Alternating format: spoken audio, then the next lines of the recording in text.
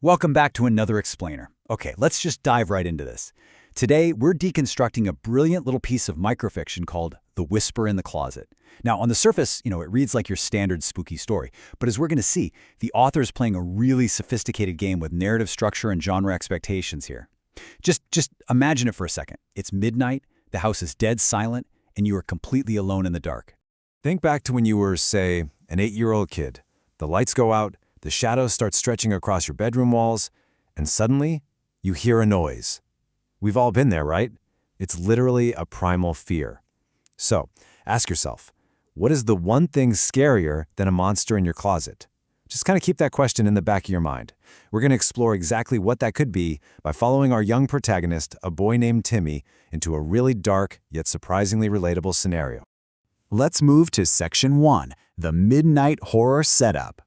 So, the author doesn't waste any time with long exposition. Instead, bam, we're dropped right into a classic horror trope. We've got a vulnerable child, wide awake at the witching hour, totally isolated from the safety of his parents. It's the absolute perfect recipe for tension. In just a few terrifying, perfectly paced beats, the narrative accelerates from 0 to 60. We start right at the stroke of midnight. Then, the silence is broken by a strange, disembodied whisper. Right after that, the temperature just plummets, plunging the room into this ice-cold state, and the whole thing culminates in a pair of glowing eyes piercing through the dark. It is a total masterclass in escalating suspense using the absolute minimum amount of text to get our hearts racing. And what exactly is that strange whisper saying out of the dark? Timmy. Timmy. It knows his name. This isn't just a random bump in the night or, the house settling. No, it is a targeted, personal call coming straight from the dark depths of his closet.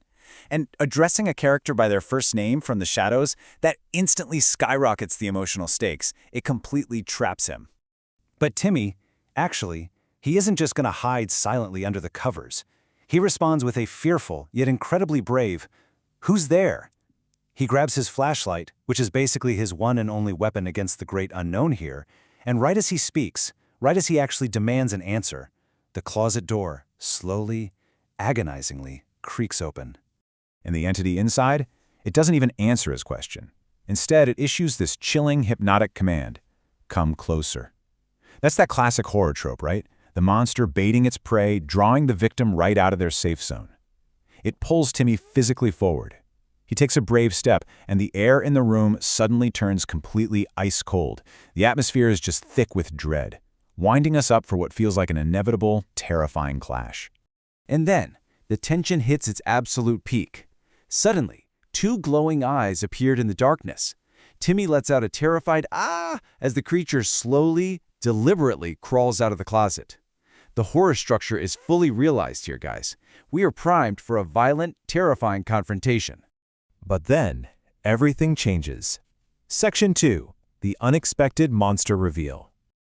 Okay, this is the exact moment the story shifts gears completely, abandoning horror for a laugh-out-loud twist. All of that dread? It was literally just the setup for the punchline. Just look at the sheer, hilarious contrast here.